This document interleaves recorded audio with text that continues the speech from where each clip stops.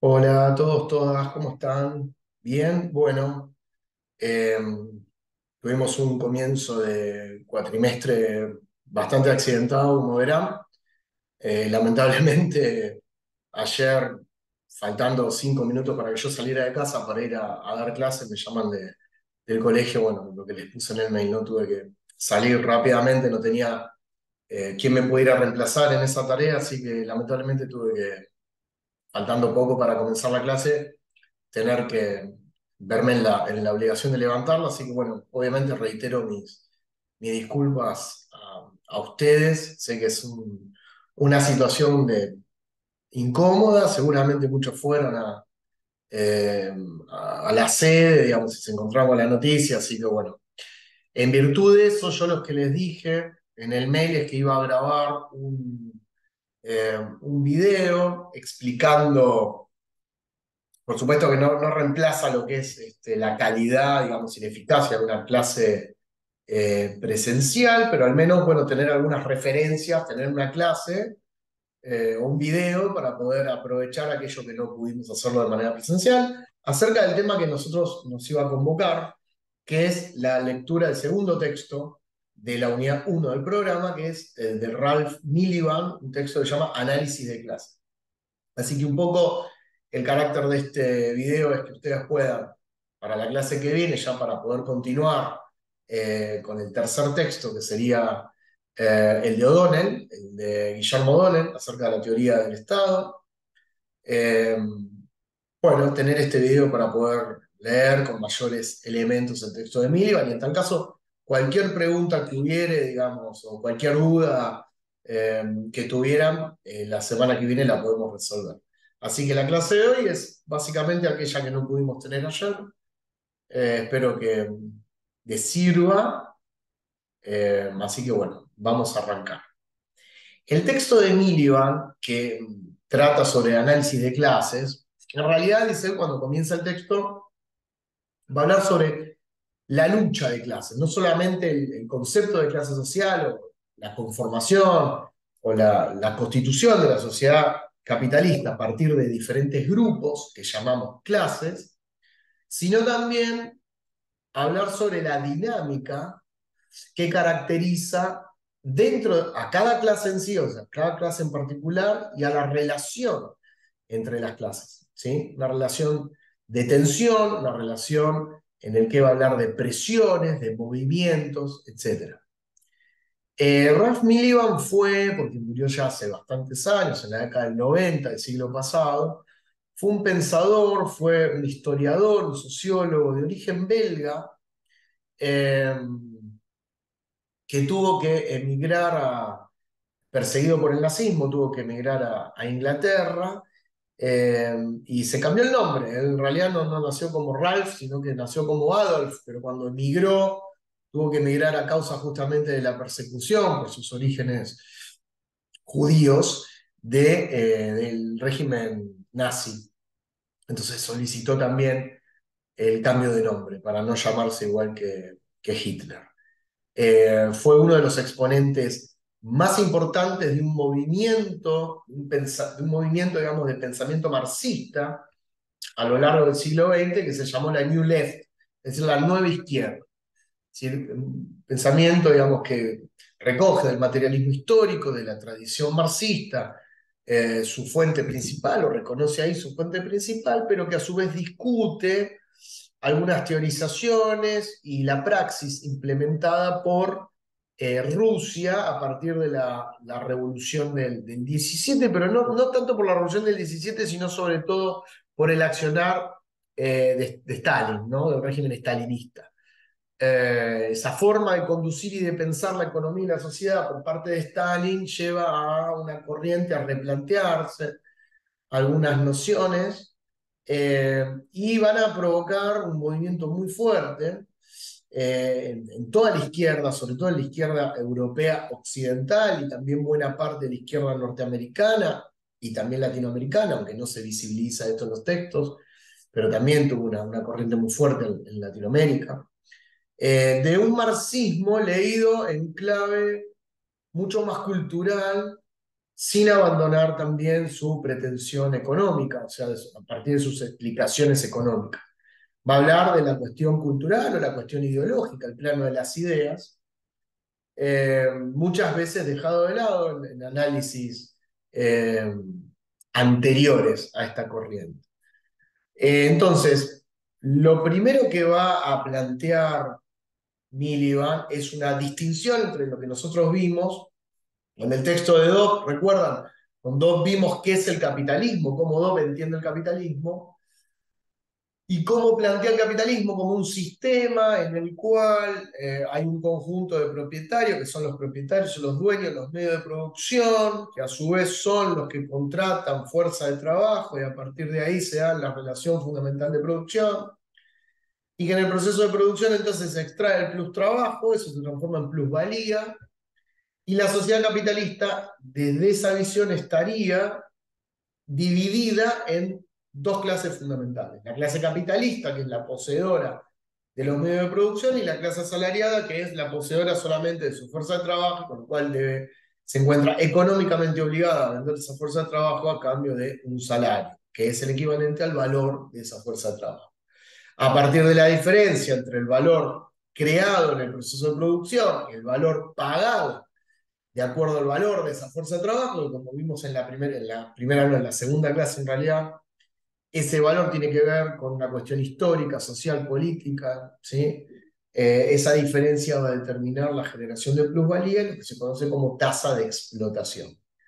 Ahora bien, Miliband va a reemplazar esa noción de explotación sin abandonarla, o sea, no es que la niegue, pero va a reemplazar la noción de explotación por, por un concepto que él digamos, va a ser absolutamente clave a lo largo del texto, que es el concepto de dominación. Al hablar de dominación, Miliband intenta agregarle nuevos elementos a lo que nosotros vimos de extracción de plusvalía. Y cuando habla de dominación, lo que va a hacer es imprimirle una cuota ideológica, o sea, va a imprimirle el plano ideológico. La dominación tiene que ver con la, ahí tenemos la pizarra, a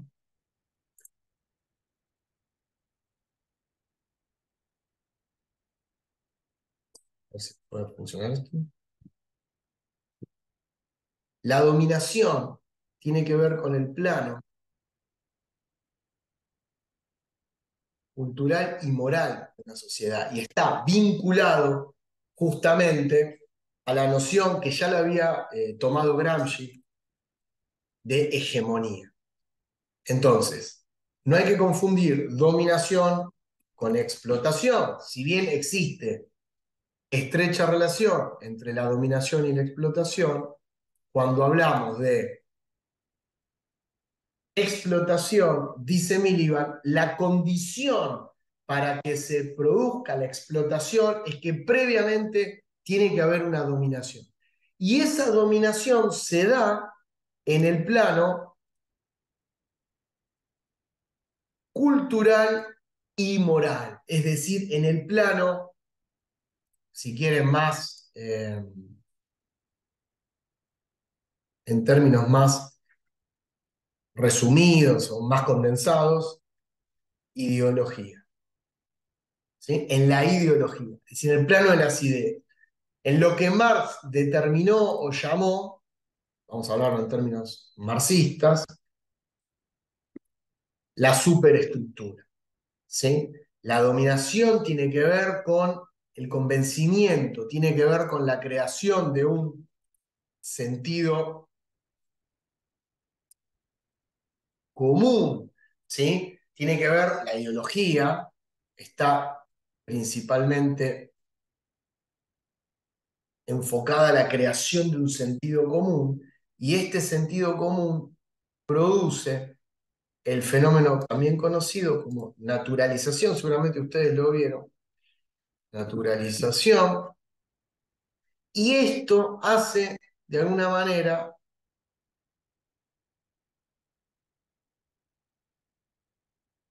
producir o conformar una ideología, un plano ideológico hegemónico.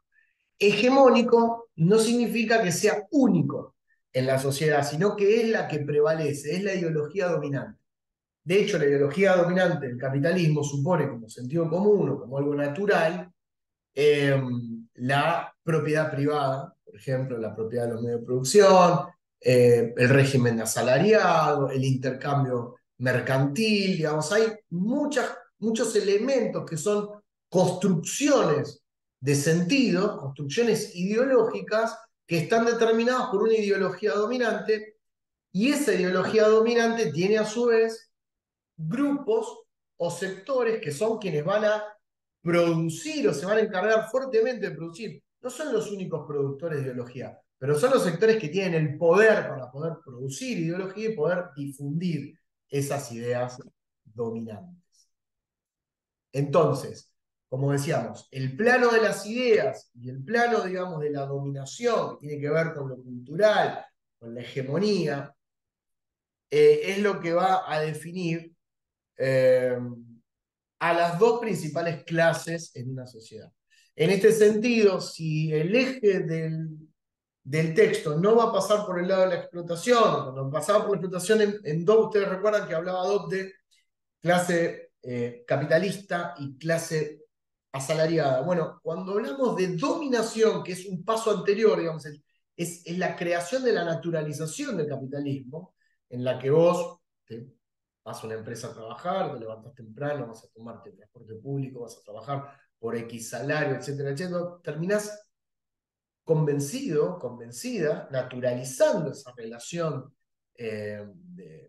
digamos, de venta de tu fuerza de trabajo y de la posterior explotación, eso se da en el plano ideológico. Entonces, visto de esa manera, las clases para Miliband no van a ser las que les mencioné recién, sino que las clases se van a constituir precisamente en clase dominante y clase subordinada. ¿Sí? Clase dominante y clase subordinada. Las dos principales clases en una sociedad van a ser estas dos. Y van a tener estrecha relación. Y ahora vamos a ver,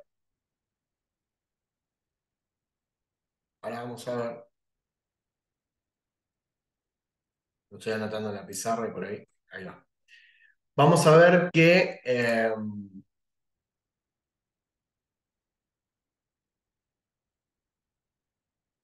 ¿cómo se conforman estas dos clases? La clase dominante y la clase subordinada. No es algo homogéneo, o sea, la composición de estas clases es sumamente heterogénea, policromática, tiene muchas variaciones, el carácter de sus miembros y el poder, digamos, dentro de cada clase, digamos, según las subclases son diferenciados, digamos, la distribución del poder es diferenciada. Frecuentemente los componentes dentro de una misma clase también se encuentran en conflicto, así como existe conflicto entre clase dominante y clase subordinada, también existen conflictos dentro de la clase dominante y dentro de la clase subordinada. Entonces, eh, si las clases en el capitalismo son entonces clase dominante y clase subordinada, lo que primero tenemos que tener presente, o primero deberíamos preguntarnos, bueno, ¿cuáles son las condiciones para integrar una clase u otra? Y para integrar una clase u otra, Miliband utiliza o dice que ya no es necesario, no basta con hablar de la propiedad de los medios de producción, como decía Dobb. Ahora, el, eh, el control sobre lo que él denomina fuentes de dominación, así vamos abajo, fuentes de dominación, lo que él denomina fuentes de dominación, el control de esta fuente de dominación, va a ser el clivaje a partir del cual, el clivaje explicativo a partir del cual una persona puede formar parte de la clase dominante o de la clase subordinada. ¿Sí? Y fíjense que yo dije control, no dije posesión, no dije propiedad privada. Por supuesto que alguien que tiene la propiedad privada de cierta cosa también tiene el control. O sea, tener la propiedad privada implica tener control, presupone tener control, poder de manejo sobre eso que tengo en mi propiedad. Pero tener control, a la inversa, no presupone propiedad privada. Es decir, se puede tener propiedad privada y control, pero se puede tener control sin tener propiedad privada. ¿Sí? Hablemos un poco de las fuentes de dominación. Voy a cerrar acá. Voy a pausar un poco el video, así ya borro un poco la pizarra y seguimos. Bueno, ¿cuáles son estas tres fuentes de dominación? Él distingue tres fuentes de dominación que son aquellas necesarias para poder acceder a una de estas clases. Una persona va a pertenecer a la clase dominante o a la clase subordinada según pueda o no controlar alguna, no hace falta las tres, de estas fuentes de dominación.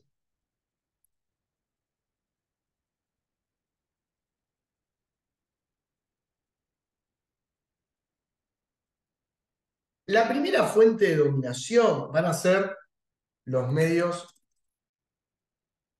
de producción. Los medios de producción, como les dije, obviamente es algo trascendental en el capitalismo, todos aquellos elementos que sirven para entender la producción, maquinarias, herramientas, estructuras, stock, etc. La propiedad privada de ellos entraña ya la pertenencia a la clase dominante. Pero también se puede tener control de los medios de producción sin ser propietario de los medios de producción. Por ejemplo, ocupando un alto puesto en una empresa, cualquiera, gerente general, digamos, sin tener que ser el presidente o formar parte del directorio, o sea, sin tener la propiedad accionaria o por lo que fuere de esa empresa, un puesto importante, un puesto alto, de alta dirección empresaria en cualquier empresa, implica que esa persona tiene control sobre los medios de producción. Por lo tanto, ese tipo de personas que tienen o ocupan esos puestos van a formar parte de la clase dominante. Un gerente general para Latinoamérica de una empresa multinacional, ¿sí? Tiene control sobre los medios de producción de esa empresa en Latinoamérica. Por supuesto, forma parte de la clase dominante porque su poder de decisión, su poder, digamos, de llegada y su poder incluso de producción ideológica es infinitamente superior a la de una persona cuentapropista que trabaja manejando un Uber, por ejemplo, ¿sí? O que es empleado administrativo en una pyme, ¿sí? Si bien podemos decir que ambas personas son asalariadas porque cobran un salario, el empleado administrativo cobra un salario y el gerente general latinoamericano de una empresa multinacional también va a cobrar un salario, más allá del tipo de ingreso, de la naturaleza del ingreso, vamos a las funciones. Las funciones son totalmente distintas y el poder que tiene aquel que controla un medio de producción no se asemeja en nada a quien que es un empleado de rango medio o inferior en una empresa. ¿Sí? O sea, ese control, propiedad o control de los medios de producción implica, en primer lugar, acceder a la clase dominante. En segundo lugar, para acceder a la clase dominante, tenemos a los medios de administración del Estado y medios de coerción. Acá tenemos la segunda fuente. Quien controle los medios de administración del Estado y los medios de coerción, quien ocupe puestos, porque no es una persona, son muchos. Tengan en cuenta que el Estado en una república está dividido en tres poderes: legislativo, ejecutivo y judicial. Con lo cual, personas que ocupen cargos cuyas funciones tengan que ver con la administración de medios del Estado y medios de coerción, es decir, todo el aparato represivo del Estado, en todas sus variantes y fuerzas, ya sean Fuerzas Armadas, Fuerzas de Seguridad, no importa. Tenemos las tres Fuerzas Armadas y también tenemos las policías, la gendarmería, la prefectura, etc. Pero no quien sea un cabo, Dios, quien ocupe una posición de control sobre esas fuerzas, poder de mando sobre esas fuerzas, poder de mando en el Poder Judicial, poder de mando en el Legislativo y poder de mando en el Ejecutivo, forman parte de la clase dominante porque sus decisiones, su función, tienen impacto inmediato en la hegemonía o en el plano ideológico. ¿Sí? Estamos hablando de, por ejemplo, un juez federal frente a un empleado judicial. Claramente el empleado judicial no va a ser parte de la clase dominante, un empleado administrativo del Poder Judicial, pero un juez federal seguramente lo sea, un juez de corte, un juez de Corte Suprema, nacional, provincial, etcétera, seguramente sea parte de la clase dominante. Entonces, los medios de administración del Estado y los medios de coerción es la segunda fuente a partir de la cual se accede a la clase dominante. Como tercera fuente, tenemos a los medios de comunicación y consenso. Bueno, acá lo tenemos que entender en sentido amplio, ¿sí? O sea, cuando decimos medios de comunicación y consenso, no es solamente los canales de noticias o los grandes multimedios o grandes diarios, etc. Cuando hablamos de medios de comunicación y consenso, tenemos que pensar en organismos lo suficientemente grandes, capaces de transmitir ideas y tener llegada y aceptación de esas ideas en un conjunto amplio de ciudadanos y ciudadanas. ¿Sí? Entonces, medios de comunicación y medios de consenso, eh, tengamos en cuenta que pueden ser incluso, obviamente que medios de comunicación, pero digo, sindicatos, organizaciones importantes que digo, cuando digo sindicatos son conductores, digamos, ¿no? Digamos, gente que está ahí como creando consenso. Eh, corporaciones, corporaciones empresarias, eh, gente que dirige, digamos, cuando digo corporaciones empresarias me refiero a digamos, corporaciones económicas, puede ser Sociedad Rural Argentina, Unión Industrial Argentina, Carvat, etcétera, digamos, Asociación Empresaria Argentina, ¿no? Aquellos que forman parte de instituciones y tienen el poder de crear consenso o de crear ciertas ideas, porque tienen medios como para llegar. No hablemos, por supuesto, de los medios de comunicación, radio, tele, incluso internet, etcétera, ¿no?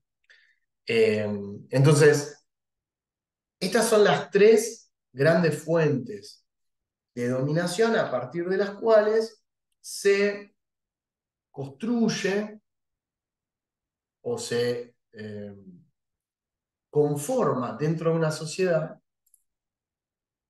las diferentes clases, la clase dominante y las clases subordinadas. A partir de estas fuentes, Miliband lo que va a hacer es explicar o describir cómo están compuestas, eh, quiénes son los que ocupan diferentes posiciones dentro de cada clase y cómo es la relación entre ellos. ¿Sí? Ahora vamos a ir un poquito a explicar esa parte.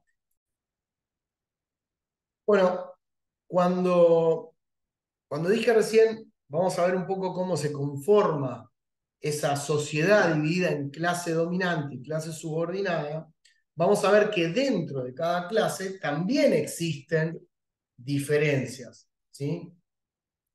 Miliband cuando explica, digamos, en el texto esa sociedad, va describiendo cada uno de sus componentes, más o menos construye esto que estamos viendo acá. Esta es una pirámide que, si bien no está en el texto, nada, se me ocurrió, digamos, visualmente importante o interesante como para poder analizar cómo está conformada la sociedad. Obviamente, la pirámide ya nos dice algo respecto del carácter cuantitativo de cada clase, ¿no? Nosotros tenemos que a medida que nos acercamos a la base, esa mayor área que tenemos implica mayor cantidad de personas.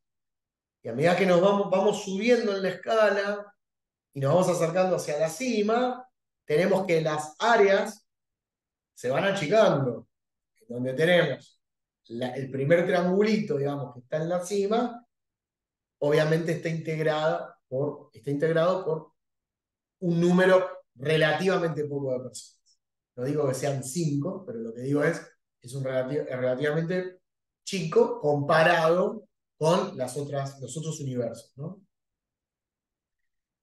Eh, la clase dominante y subordinada se va a distinguir básicamente por esta línea horizontal que ustedes ven debajo de donde dice burguesía. Es una línea un poquito más gruesa que las demás. Esa línea va a diferenciar, de ahí para arriba va a estar la clase dominante y por debajo de esa línea la clase subordinada, ¿sí? Todo lo que esté por debajo es la clase subordinada y para arriba la clase dominante. Bien, vamos a hablar un poco de la clase dominante. La clase dominante tiene en su cúspide, donde dice EP, es élite del poder. La élite del poder. Cuando habla de élite del poder, obviamente se está refiriendo, está haciendo referencia a un libro de Charles Wright Mill, David Power, fue un sociólogo norteamericano que en el año, si no me equivoco, en el 56 escribió un libro sociológico, un tratado sociológico sobre la élite del poder, es decir, sobre la parte más importante de la clase dominante en la sociedad norteamericana. Y en ese libro, Mills lo que hace es definir a la clase norteamericana, a la élite norteamericana como una élite de tres patas. Las tres patas que definía Mill, que el libro lo tengo por acá, tengo por ahí, o sea, lo leí hace poquito, lo estuve releyendo para un artículo, así que lo tengo bastante fresco.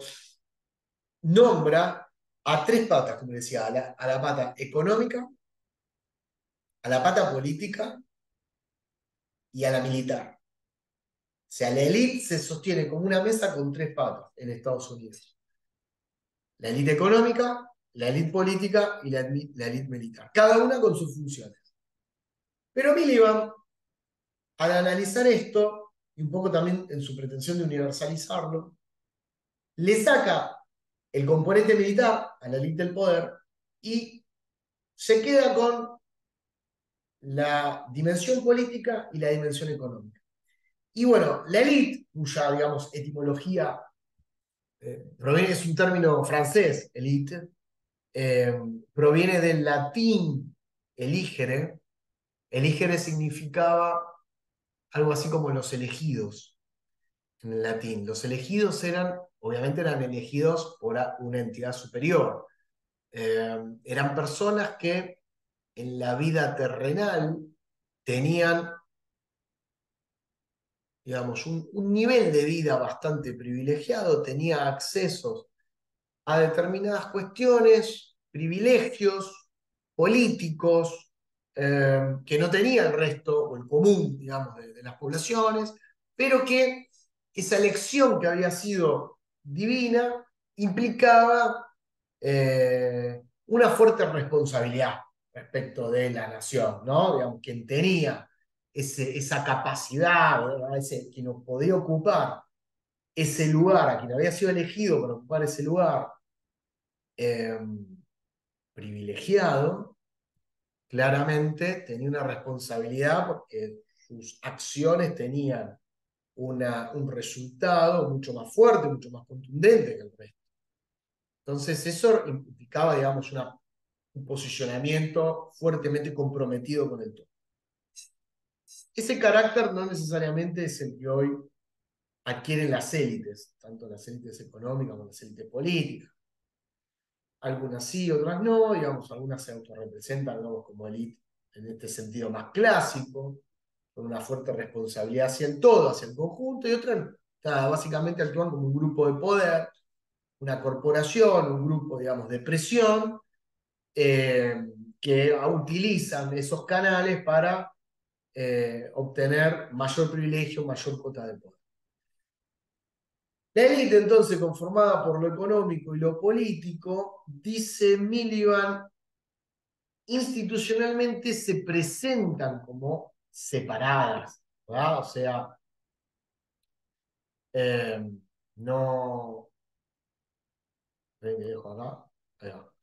No, no se ve el vínculo, o al menos el vínculo entre los altos mandos o las altas esferas políticas y los exponentes más importantes del mundo económico, medido por su poder, digamos, de facturación o por su tamaño, etcétera. Institucionalmente están separados, cada uno tiene sus empresas, cada grupo de empresas tiene su respectiva corporación, su respectivo agrupamiento, sus respectivas cámaras empresarias y negocian en ámbitos más o menos formales, en foros, etc. A su vez la política, que es quien negocia con poder económico, también, ¿verdad? Guarda cierta independencia, o al menos se muestra bastante independiente del poder económico, desde el punto de vista institucional, digamos.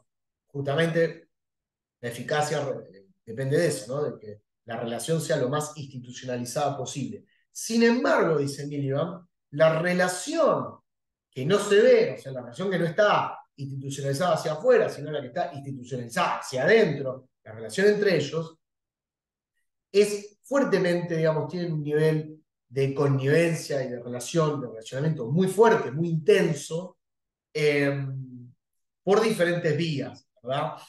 Uno podría nombrar el lobby, nada, lugares de socialización, lugares donde acceden estas personas y no accede el resto, ¿verdad? El resto de los mortales que estamos de este lado.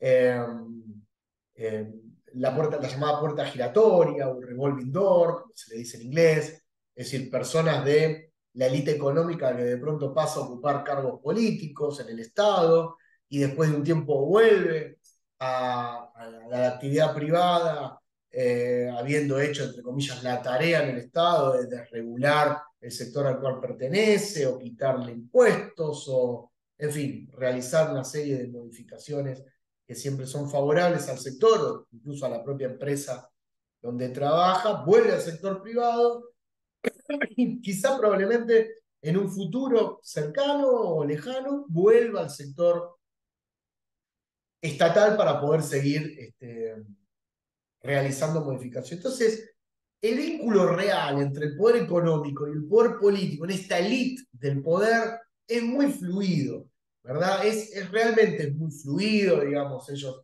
pertenecen a círculos de sociabilidad intensos, tienen los teléfonos de los asesores o hablan directamente, obviamente según el poder, el nivel de importancia.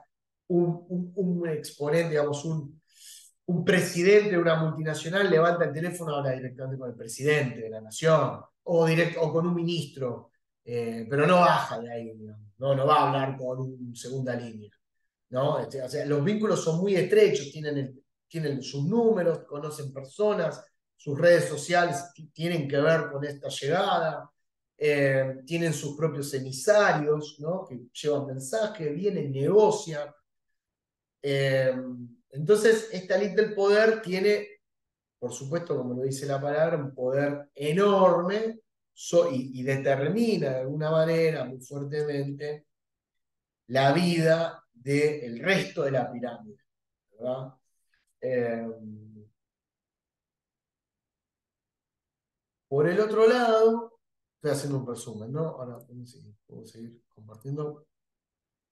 Bueno, debajo de la élite del poder, que la ocupan el poder económico, el poder político. Cuando digo poder me refiero, digamos, realmente a puestos de élite, digamos. La élite económica está conformada por las 100 empresas, digo yo, ¿no? Porque la metodología económica, cuando uno hace un recorte de la élite, se basa en las 100 principales empresas, algunos cortan en 200, pero en Argentina solemos cortarla en 100 empresas, que son las empresas de mayor facturación.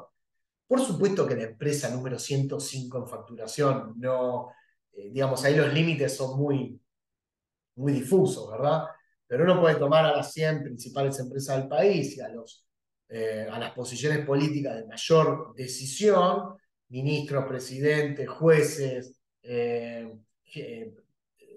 comandantes en jefe de fuerzas, eh, comisarios o quienes están a cargo de las policías provinciales, federales, etcétera.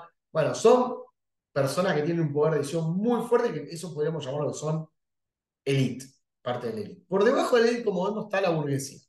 La burguesía es un amplio conjunto, dice Miliband, de personas que también puede estar vinculado con la política o con la economía, pero que, por ejemplo, si hablamos de economía, son empresas de menor tamaño, ¿sí? Quizás de medianas empresas. Eh, la característica, digamos, del perfil sociológico de estas personas tienen, por ejemplo, título universitario, eh, algunos son profesionales liberales, ya tienen profesiones liberales, eh, contadores, abogados, etcétera, son dentro de la sociedad, gozan de cierta reputación, son escuchados, son tenidos en cuenta en sus ámbitos de reunión, en sus eh, sociabilidades cotidianas, forman parte de la burguesía. La burguesía es un concepto bastante complejo a la hora de operacionalizarlo, a la hora de definirlo, pero podríamos poner las empresas de mediano tamaño, ¿sí? Pero con cierto peso, por supuesto, y a quienes dirigen estas empresas, a graduados universitarios que tienen cierto prestigio, cierto capital simbólico, que se conoce como capital simbólico en una sociedad. Eso vendría a ser la clase burgués. No tienen desde ya el poder, ¿no?, de la élite, pero gozan de este prestigio, gozan de este reconocimiento. Por debajo de la burguesía, y ya ahora entrando a lo que sería la clase subordinada, tenemos a lo que ahí ven como PBE y PB subprof, significa pequeña burguesía empresaria y pequeña burguesía subprofesional. Pequeña burguesía empresaria son empresarios ya más vinculados con la pyme, ¿no? Más pymes, más de una escala mucho menor, de menor incidencia, digamos, ya hay como un grueso de empresarios que están ahí, ¿verdad? No pertenecen a la burguesía. Digamos, una empresa, un comercio de cercanía, claramente no es burguesía, digamos, el dueño de un maxi kiosco no es burguesía, el dueño de un taller mecánico no es burguesía, el dueño de la imprenta de acá a la vuelta no es burguesía, es pequeña burguesía empresaria, lleva adelante un proyecto productivo, un emprendimiento, con relativamente pocos empleados, pues tenés 5, 10, 20 empleados, pero son pymes, ¿sí? No es una mediana empresa que si bien no es elite, es importante, son pymes son empresarios pymes. La pequeña burguesía subprofesional está también vinculada a la pequeña burguesía empresaria, pero acá ya hablamos de generalmente asalariados, de una calificación eh, no como la clase trabajadora, pero tampoco uno podría decir, bueno, cuando escribe Miliband también es otra época, pero no necesariamente graduados universitarios, ¿sí?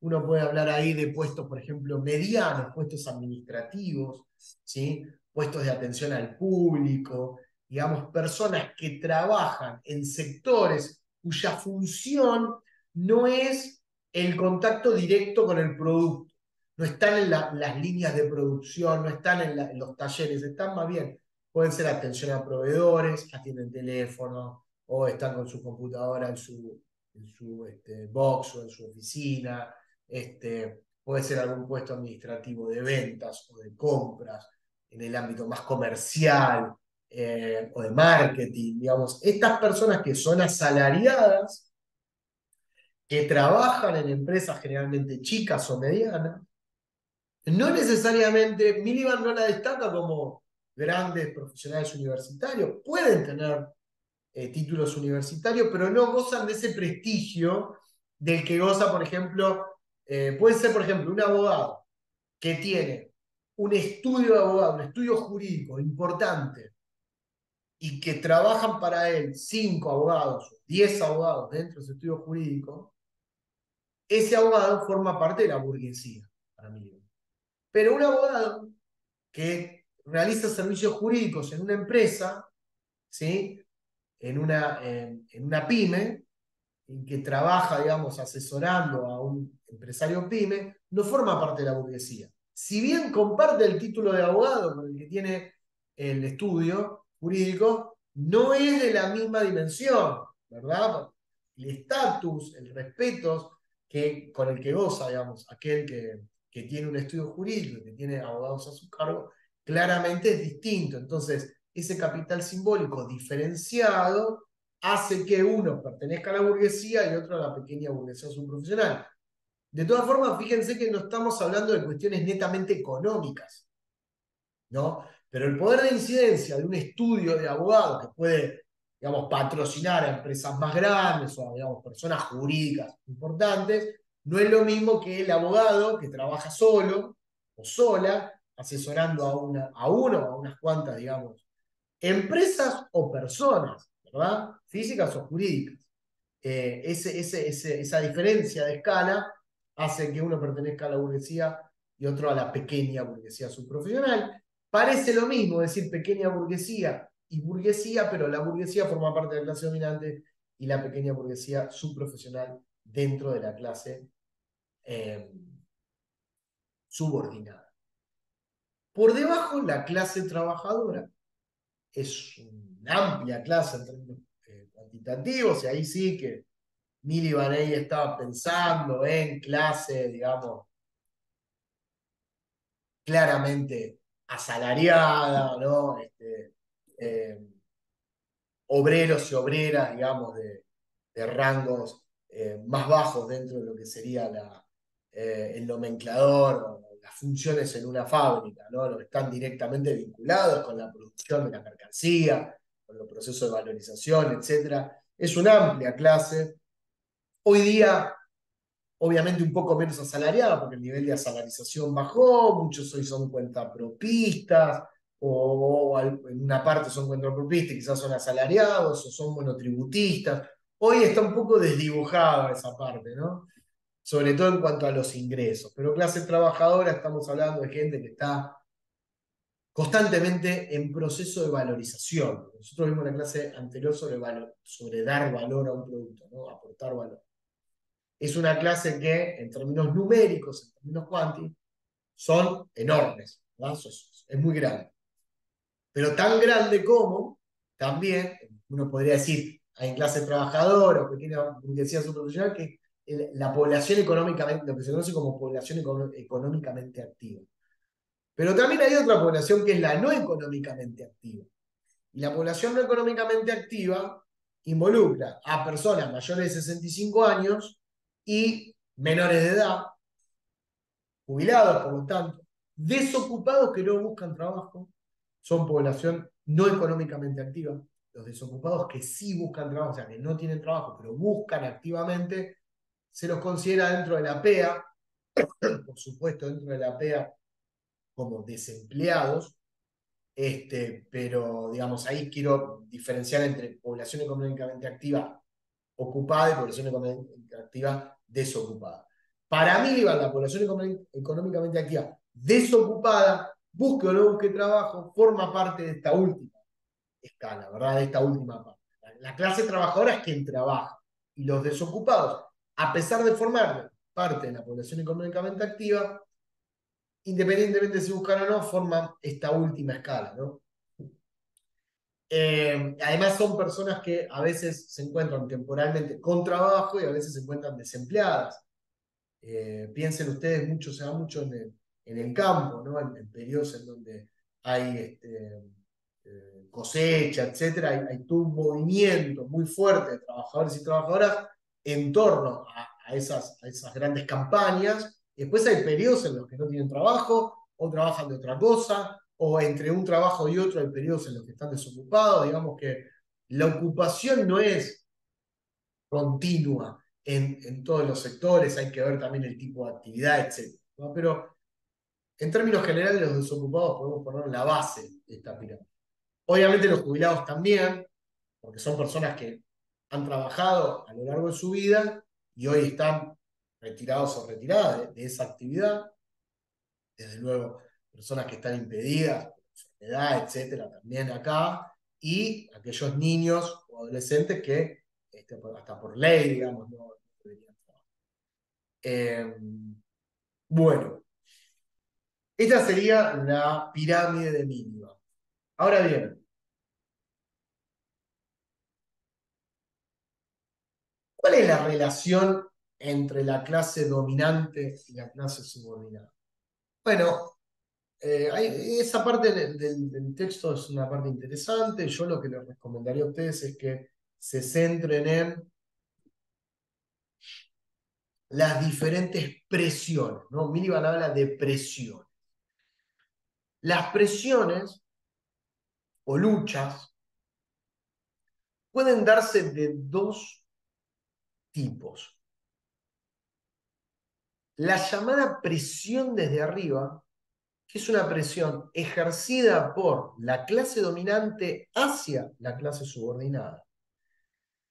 Y Miliband la identifica como la presión desde arriba tiene que ver con el modo en que se libra, dice él, la lucha por la hegemonía. O sea, la lucha por la consolidación de las ideas hegemónicas, por la construcción de un determinado sentido común.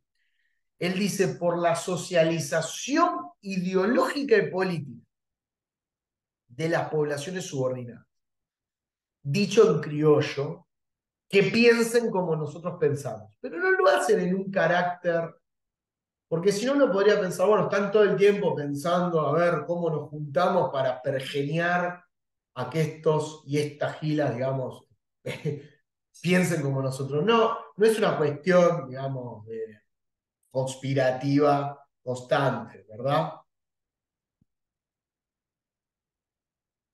Tienen determinadas opiniones, tienen una determinada cosmovisión, tienen determinadas opiniones económicas y opiniones políticas y tienen los medios para transmitir esas ideas. Por lo tanto, cuando hablan, lo hablan de manera convencida. Están convencidos de que tiene que ser así el orden social. Y por lo tanto, cuando hablan, son escuchados, esos mensajes son recibidos por buena parte de la clase subordinada. Y si eso produce una internalización fuerte de esas ideas y se va consolidando un sentido común, se va logrando hegemonía en esas ideas. Entonces, la lucha de la clase, la presión desde arriba, que es la lucha por la hegemonía de la clase dominante, es una lucha de carácter conservador. ¿Por qué? Porque ya están ocupando posiciones de privilegio, ya son dominantes, ya son parte de la burguesía, ya son parte de la élite del poder. Entonces, ¿por qué van a luchar? Van a luchar por conservar esa parte que ya tienen privilegiadamente guardada. ¿Sí? Entonces, consolidar significa reafirmar, hablar sobre las bondades del sistema, apaciguar, dialogar. También puede ser otorgar, digamos, o negociar ante ciertos pedidos, ¿verdad?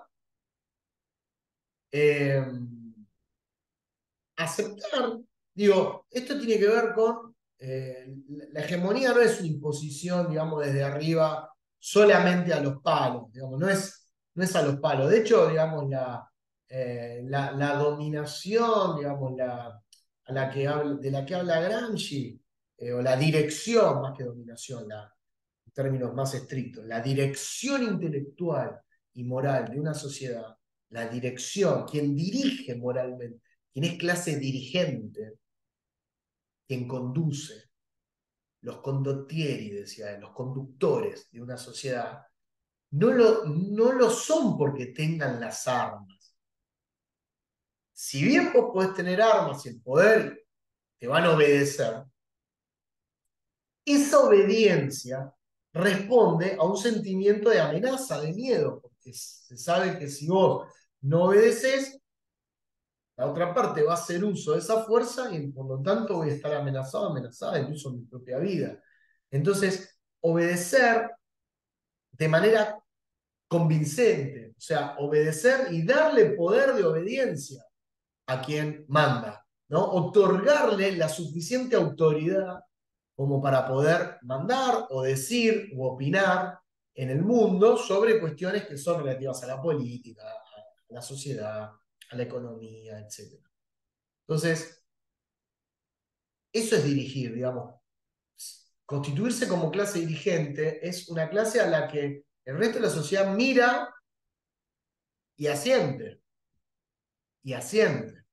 ¿Sí? Entonces no está basado en el miedo, en el temor, sino que está basado en el respeto, está basado en la autoridad, está basado en el sentimiento de que esa persona está ahí arriba porque trabajó toda su vida, porque se lo mereció, porque bueno, y ahí hay un sentimiento de aspiración también.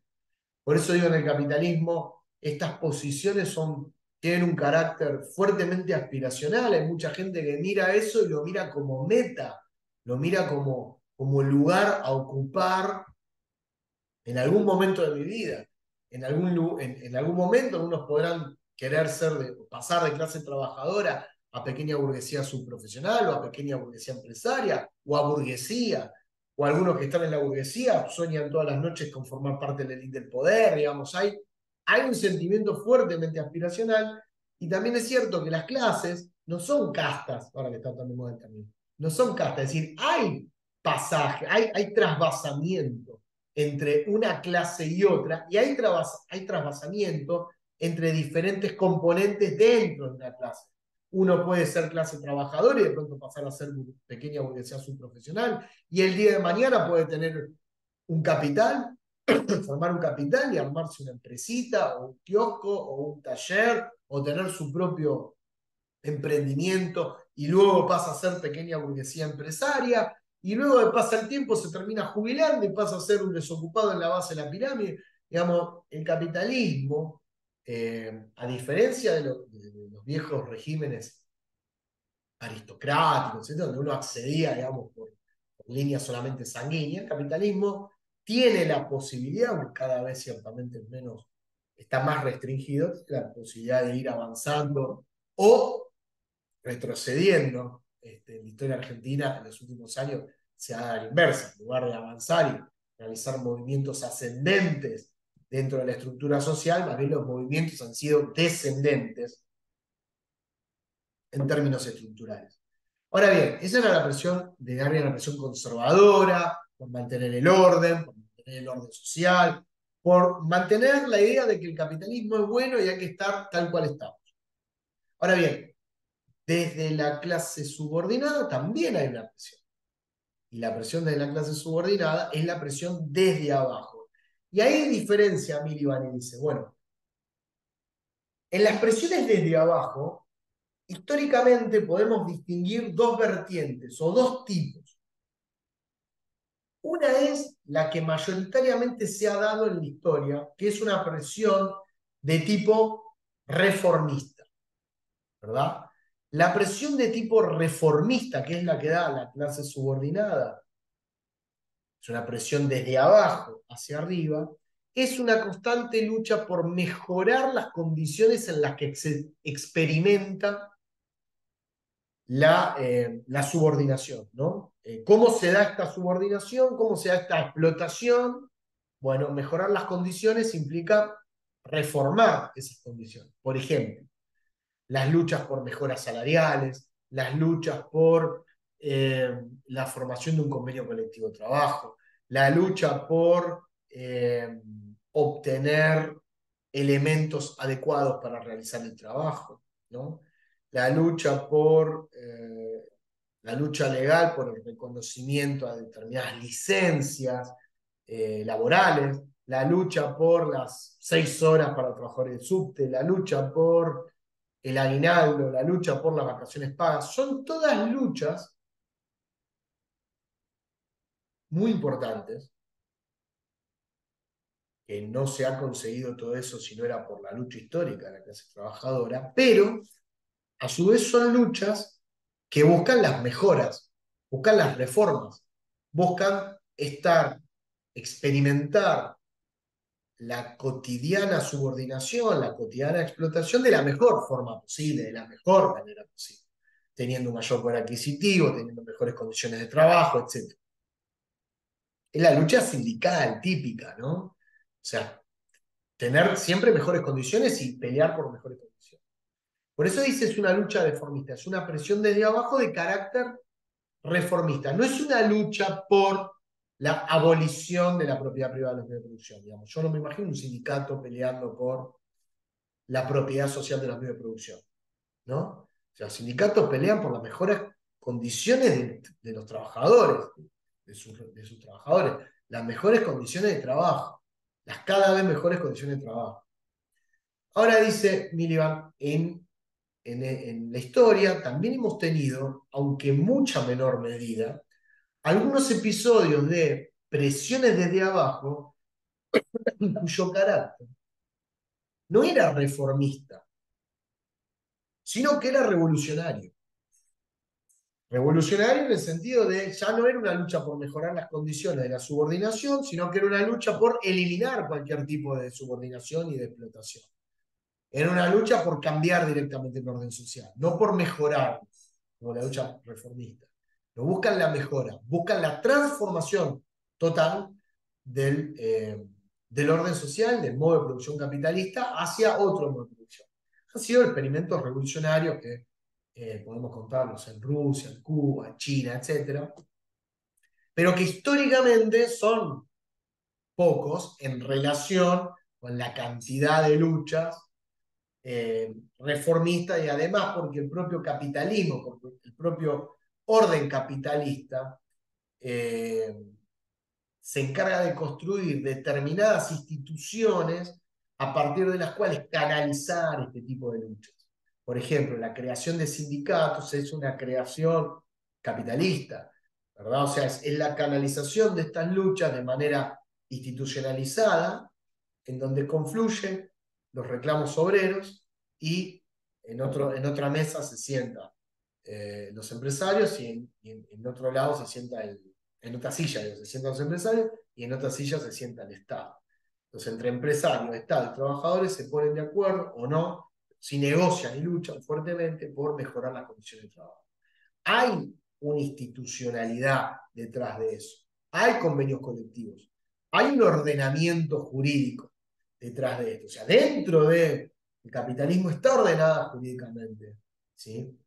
Está normado, está establecido jurídicamente. En cambio, las presiones de abajo de carácter revolucionario buscan justamente eliminar absolutamente todos estos códigos y todas las leyes, digamos, capitalistas y reemplazarlos por otro tipo de normas, por otro tipo de leyes. ¿Sí? Eh, Después, bueno, hay cuestiones en Miliband que van a poder, digamos, ahondar mucho más, van a poder ver ahí el carácter de la lucha histórica de la pequeña burguesía empresaria, mucho más históricamente, dice Miliband, tendiente a identificarse con la lucha de la clase dominante, la pequeña burguesía subprofesional, históricamente más tendiente a identificarse con las luchas de la clase subordinada, digamos, ahí hay una serie de lecturas que son interesantes, pero bueno, quería simplemente, o la idea por lo menos era tener este momento, esta grabación, este video, para que pueda no perderse, no habernos perdido el encuentro del martes, poder aprovechar estos días para ver estas cuestiones, poder analizar al menos los conceptos principales. Recuerden lo que dije, ¿no? El tema de la diferencia entre explotación y dominación. El carácter de la dominación tiene que ver con la cuestión ideológica, con la cuestión cultural, con la cuestión moral, cuestión vinculada a la hegemonía. Fíjense que la membresía, cada una eh, de las clases, sea clase dominante o clase subordinada, ya deja de ser exclusivamente la propiedad privada de los medios de producción. Miliband lo coloca ya como propiedad o acceso o control a medios de producción, a medios de administración del Estado, medios de coerción, medios de comunicación, medios de consenso. Hay tres fuentes principales. Después ven la sociedad constituida en esa pirámide, cómo se va estructurando la sociedad capitalista, cómo se va complejizando cada vez más ese mapa social, y en última instancia cómo es la dinámica de luchas dentro de cada clase y sobre todo entre las clases a partir de lo que vimos recién, que son las presiones. La presión desde arriba, de carácter conservadora, emprendida por la clase dominante, y la presión desde abajo, que puede tomar dos vertientes, ya sea la reformista o la revolucionaria, que es la presión de la clase subordinada. Así que bueno, esto fue el video. Espero que haya suplido un poco la ausencia de la clase de ayer, así que... ya está, no lo dije al principio, pero lo voy a decir al final. Espero que se hayan quedado hasta el final del video. Ya está creada el aula virtual, están cargados los materiales en el aula. Tienen todos y todas, ya tienen ingreso al aula virtual, así que están todas las unidades con toda la bibliografía digitalizada, ya disponen de esa en el aula. ¿Sí? Chequen. Quien no está en el aula, cualquier cosa me manda un correo o lo vemos en la clase para darle la entrada. Porque puede ser que quizás el listado que me haya llegado a mí no contempla la totalidad. Bueno, lo vemos. Deben ser casos muy puntuales. Yo creo que la mayoría ya tiene el acceso, así que cualquier cosa hablamos por ahí. Nos vemos entonces. Otra cosa. El martes que viene les voy a dar las fechas del primer parcial y del segundo parcial y de el recuperatorio y de los integradores. Ya las tengo. El martes que viene, en todo caso, se las voy a repetir. Las voy a dar ahora. Si se quedan, estas cosas van a tener acceso solamente, como ven, si se quedan hasta el final. A ver, déjenme que lo busco. No voy a cortar el video por 2 segundos, así que ya les voy a buscar acá. Listo. Bueno, el primer parcial, el primer parcial es el martes 3 de octubre. Primero, 3 de octubre, martes. Lo que va a entrar para el martes 3 de octubre va a ser todo lo que se vea, todos los textos vistos, tanto para la clase de los martes como para la clase de los jueves. En mi caso van a ser los textos vistos en la unidad 1, ya vimos Doc y hoy Miliband. La clase que viene vamos a ver a Guillermo Donen. Y los textos que están viendo de la unidad 2 con Jesús. ¿Sí? El segundo parcial es un jueves y es el 16 de noviembre. Jueves 16 de noviembre, el segundo parcial, lo mismo. Se ven los temas vistos, tanto de la unidad 3, que la van a ver con Jesús los jueves, como de la unidad 4, que van a ver los martes conmigo.